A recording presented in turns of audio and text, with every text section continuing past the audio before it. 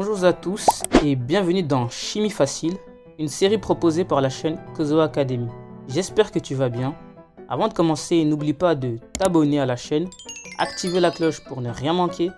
Et si cette vidéo t'aide, pense à mettre un like et à la partager avec des amis qui ont besoin d'un coup de pouce en chimie.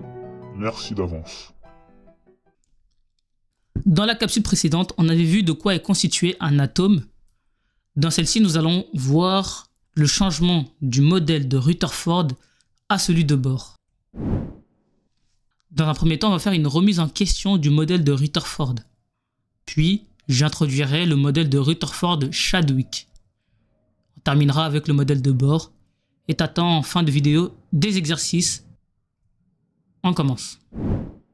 Les scientifiques ont établi que la masse du proton est pratiquement égale à la masse d'un atome d'hydrogène, c'est-à-dire 1,67 fois 10 exposant moins 27 kg. Et que la masse d'un électron est 1836 fois, pour te dire 2000 fois si tu préfères, plus petite et donc négligeable. Ce qui fait la masse de l'atome, c'est donc la masse des protons. Donc techniquement, la masse atomique relative correspond au nombre de protons dans le noyau, non? Ok, on va voir ça tout de suite. Voici l'hydrogène et voici les informations qu'on a sur lui. Z, rappelle-toi, c'est le nombre de protons. Le nombre de protons de ce fait, c'est 1, vu que le Z, c'est 1. Il y a autant de protons que d'électrons dans un atome. Il y a de ce fait un électron dans l'hydrogène. Sa masse atomique relative, on le voit ici, ça c'est une case du tableau périodique que j'ai repris, 1,01. Donc j'arrondis à 1. Donc si je dois faire un modèle simplifié, ce serait celui-là. Donc le noyau, il est là, c'est le proton, il n'y a qu'un seul proton, donc voilà. Et puis il y a l'électron qui gravite autour de celui-ci, rappelle-toi, le modèle de Rutherford, vu dans la vidéo précédente. Ok, maintenant voyons avec un autre élément chimique, l'hélium par exemple. On va suivre le raisonnement de Rutherford. Nombre atomique, il y a 2, donc nombre de protons, forcément il y a 2. Il y a autant de protons que d'électrons dans un atome, donc nombre d'électrons, 2. Et techniquement, si on suit la logique, comme on l'a dit, la masse de l'atome, c'est la masse de protons. Techniquement, ça devrait être 2. Sauf que maintenant, regardons la case de l'hélium dans notre tableau périodique. On voit que l'hélium, ce n'est pas 2, mais 4, sa masse atomique relative. Et donc, on se rend compte qu'il y a un truc qui ne va pas. C'est ce qui nous pousse à remettre en question cette affirmation que M. Rutherford nous a sortie. Bien, maintenant, voyons un peu le modèle de Rutherford-Chadwick. Pour expliquer la différence de masse, les scientifiques, encore eux, émirent l'hypothèse qu'il y avait une particule supplémentaire dans le noyau. Ça se tient, ça se tient. Et cela, ils vont l'appeler le neutron. On le symbolise souvent N degrés. Revenons dans l'histoire en 1932. Un physicien anglais, James Chadwick, collabore avec Rutherford et confirme en faisant des expériences l'existence du neutron. Et il détermine sa masse comme étant égale à celle du proton. Waouh! Le nom de nucléon fut donné aux particules constitutives du noyau de l'atome, c'est-à-dire les protons plus les neutrons. Voici un peu le modèle pour que tu visualises bien. Ça, c'est le noyau. Et si tu fais un zoom sur ce noyau-là, tu vois les protons et tu vois les neutrons. Cet espace-là, c'est le vide. Et puis, techniquement, je devrais te dessiner les électrons qui gravitent autour du noyau. Et donc, ce que le modèle de Rutherford-Chadwick, c'est-à-dire la correction de l'ancien modèle, c'est que la masse de l'atome est concentrée dans son noyau. Ça, on n'apprend rien. Le nombre de masses, lui, c'est le nombre de protons et de neutrons. Et pour ne pas te perdre, le nombre de masses, en fait, on symbolise A, oui, mais c'est la masse atomique relative qu'on a arrondi. Par exemple, l'hydrogène, c'est 1,01. Eh bien, son nombre de masse, c'est 1, parce qu'on l'a arrondi. Je comprends mieux pourquoi la masse atomique relative de mon hélium, c'est 4 et pas 2 de ce fait. Parce que du coup, mon modèle ici devient ça. 2 protons, ici on l'a dit, vu qu'il y a 2 protons, eh bien il y a 2 neutrons. 2 plus 2, on a notre 4, notre masse atomique relative. 2 protons plus 2 neutrons. C'est ça qu'on appelle des nucléons. Maintenant, je vais t'introduire une écriture. Attention, la voici. X, tu peux la remplacer par n'importe quel élément chimique. X tu aurais pu le remplacer par H, l'hydrogène, ou alors par He, l'hélium. Ça représente n'importe quel élément chimique. Le A, lui, eh bien, c'est cette case, c'est cette partie-là, la masse atomique, qu'on appelle nombre de masse, mais c'est masse atomique en général qu'on l'appelle. A, c'est donc la masse atomique, relatif, masse atomique, voilà. A. Et Z, c'est le proton, le nombre de protons. Faisons un petit exercice pour être sûr que tu as bien compris. Je t'invite à prendre ton tableau périodique et à faire cet exercice-là avec le carbone. Z, si tu regardes la case du carbone dans le tableau périodique, qu'on appelle aussi le tableau de Mendeleïev, qui a énormément contribué à sa constitution. Ce n'était pas le seul, mais on retient son nom. Eh bien, si tu regardes la case du carbone, tu vois que le Z, le nombre atomique, qui indique également le nombre de protons, qu'on retrouve toujours ici, eh bien, chez le carbone, c'est écrit 6. Et si tu regardes la masse atomique relative, ou la masse atomique ici, dans notre tableau périodique, eh bien, tu vois qu'il est écrit 12. Et j'ajoute que 12 moins 6, ça fait 6. Et donc, il y a 6 neutrons dans ce carbone. Je tiens à te rappeler que si tu es perdu, il y a l'exercice en fin de vidéo qui t'attend. Ne panique pas encore et reste. Bien, on a vu le modèle de Rutherford-Chadwick. Passons au modèle de Bohr. En 1813, le Danois Niels Bohr, on va retenir simplement Bohr, propose un modèle qui ressemble au système solaire. Voici son modèle. Les électrons que tu vois en bleu tournent autour de celui-ci, et pas n'importe comment. Autour des orbites. Les orbites, c'est les espaces que tu vois ici. Il y a K, L, M, N, tu verras ce que ces lettres veulent dire. Cette incroyable découverte va valoir un prix Nobel à notre ami Bohr. Voici une expérience que l'on va faire. On va rajouter du sodium, le NaCl. C'est juste l'expérience que je te montre, mais ne le reproduis pas chez toi. Attention. Je vais rajouter du sodium, le Na, dans ma flamme. Et là, tu vois que ma flamme, sa couleur, elle a changé. Maintenant, elle est jaune. Ok. Maintenant, si je mets du lithium. Oh, la flamme, elle est rouge. D'accord. Maintenant, je vais mettre du potassium. Waouh, la flamme, elle est violet. Ok. J'aurais pu faire ça avec plein d'autres éléments chimiques. Et donc, à la fin, je me rends compte d'une chose, c'est que les couleurs que je vois font partie d'un spectre de couleurs, de la lumière. Et du rouge jusqu'au violet, c'est ce qu'on appelle le spectre visible. C'est-à-dire, c'est un ensemble de couleurs que les yeux humains sont capables de voir. Au-delà du violet, tes yeux ne le voient pas. Et en dessous du rouge, tes yeux ne le voient pas. Et donc, c'est pour ça qu'on appelle UV, ultraviolet, c'est-à-dire au-dessus du violet, ultraviolet. Ultra puissant, c'est super puissant. Et bien voilà, super violet, ultraviolet. Infrarouge, inférieur au rouge. Maintenant, quand on te parle de lumière ultraviolet ou infrarouge, tu sais de quoi on te parle. Et l'énergie, elle va de ce sens. C'est-à-dire que si tu es dans le jaune, si ta flamme est jaune, elle dégage moins d'énergie que si ta flamme était bleue. Et là, on voit que le potassium, qui est violet, il dégage beaucoup d'énergie. Et voici un modèle. Ce modèle, c'est ce qu'on appelle le modèle de Bohr. Ici se trouve le noyau. Celui-ci, c'est par exemple le modèle de l'hydrogène, où il y a un seul plus. Et voici des couches électroniques. C'est comme ça qu'on les appelle, des couches électroniques. Ça va de K jusqu'à Q. Ici, je te représentais que les 4 premiers, mais il y a encore les 3 derniers. Et comme Bohr ne fait pas les choses à moitié, il a réussi à nous trouver une formule assez spéciale. Je te l'écris là. 2 fois n au carré. Qu'est-ce que veut dire n? On le verra.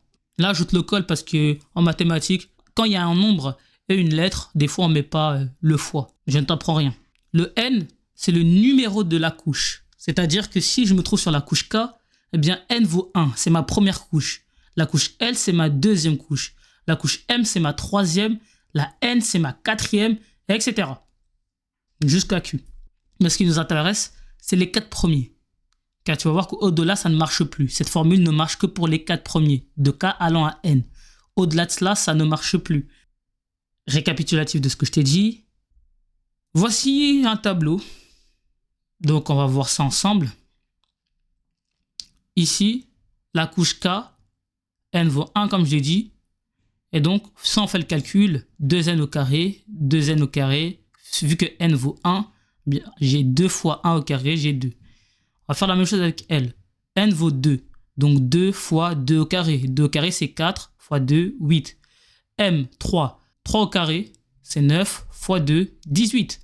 Le N, 4. 4 au carré, 16, fois 2, 32. Et comme je l'ai dit, la théorie n'est applicable que pour les 18 premiers éléments. C'est-à-dire de la couche K jusqu'à N. Retiens ça. Tu ne peux pas utiliser la formule avec la couche O, ni la P, ni la Q. Juste les 4 premiers. Il n'y a que 18 éléments avec lesquels tu peux faire cette formule. Le reste, les 80 autres, ça ne marche pas. Ok? Mais ce n'est pas intéressant, les 80 autres. On retient que les 18 éléments. Et les 18 éléments ont entre 4 à 1 couche électronique. Ça te paraît brouillon, t'en fais pas. On va tout éclaircir avec moi. Je suis là, ne t'en fais pas. On continue. Donc, on revient à mon modèle de bord. Ma formule juste à côté. Du vocabulaire, d'accord? Les électrons qui vont se trouver sur la couche périphérique, qu'on appelle aussi couche de valence, qu'on appelle couche extérieure. Imaginons maintenant j'ai un élément chimique, j'ai un atome, ok? Et mon atome, il a 4 couches, c'est-à-dire qu'il va de la couche K jusqu'à la couche N. Et bien tous les électrons qui vont se trouver sur ma dernière couche, c'est ce qu'on appelle des électrons périphériques, de valence ou encore externes. Et le reste, on les appelle des électrons de cœur ou encore des électrons internes.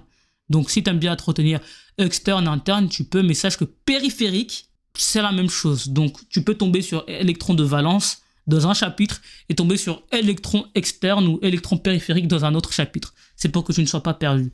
Et les électrons, les autres électrons, on les appelle des électrons internes de cœur. On verra ça avec des exercices, ne t'en fais pas. Tu vas avoir l'occasion de mieux comprendre ce que je t'explique là. Là, c'est juste de la théorie, c'est pas... On va bientôt rentrer dans le vif du sujet. Voici un exercice que j'ai fait moi-même. T'en auras un du même style qui t'attend à la fin. Ici, j'ai fait un exercice moi-même et voici le résultat que je t'écris là. Donc, ça, c'est un tableau que je devais compléter. Et ici, F, c'est l'élément, le symbole du fluor. Dans le tableau périodique, si tu vois F, tu vois qu'il est écrit fluor en dessous. Bien. Maintenant, je prends la case du fluor et je l'analyse. Je vois que le Z vaut 9. Et puis, à côté, tu vas voir qu'il y a écrit plusieurs lettres. Il y a K, il y a L, il y a M. Il n'y a peut-être pas N, mais il y a K, L, M. Pour K, il est écrit 2. Pour L, il est écrit 7. Pour M, 0, 0. Et c'est logique parce que si je fais 2 électrons plus 7 électrons, j'ai 9 électrons. Et donc, ce que je t'écris là, c'est ce qu'on appelle une écriture condensée. K2. Parce que ici, dans ma couche K, j'avais 2 électrons. L7, ça veut dire que dans ma couche L, ma deuxième couche, j'ai 7 électrons. D'accord. Maintenant, si je dois modéliser mon atome, mon élément chimique fluor, comment je m'y prends? Si je dois faire un modèle de bord, eh bien voilà comment je fais. J'écris dans le noyau 9P+. Ça indique que dans le noyau, il y a 9 protons. Et une chose que je n'ai pas faite ici, mais que j'ai fait pour les autres modèles qui suivent, c'est que je dois essayer de rajouter en dessous le nombre de neutrons. Mais c'est pas grave. De toute façon, la correction se fera après et là, tu verras un peu mieux. Là, je t'apprends juste à modéliser un atome selon Bohr. J'aurais dû l'écrire, en tout cas. Sache-le, il faut l'écrire. Il faut écrire les deux informations parce que dans le noyau, il n'y a pas que du proton, il y a aussi des neutrons et c'est intéressant d'écrire les deux et tu vas comprendre ça dans le chapitre des isotopes. Je ne te spoil pas encore. C'est quoi des isotopes? Là, je suis sur le modèle de Bohr. Et donc, voici comment je modélise la chose. Déjà, comme tu as pu le voir, ma couche M et N ont sauté. Pourquoi? Parce qu'il y a 0 électron. C'est pas utile de les écrire, il n'y a pas de couche. Il n'y a pas de couche M et N. Parce qu'il y a 0 électron. J'agrandis le modèle pour que tu le vois bien. 2 boules roses sur la touche K et sur la couche externe, je vais dessiner 7 électrons. 1, 2, 3, 4, 5, 6, 7. J'ai bien dessiné 7. Et donc, ceci, c'est ce qu'on appelle une représentation schématique selon le modèle de Bohr. Je vais mettre ma légende.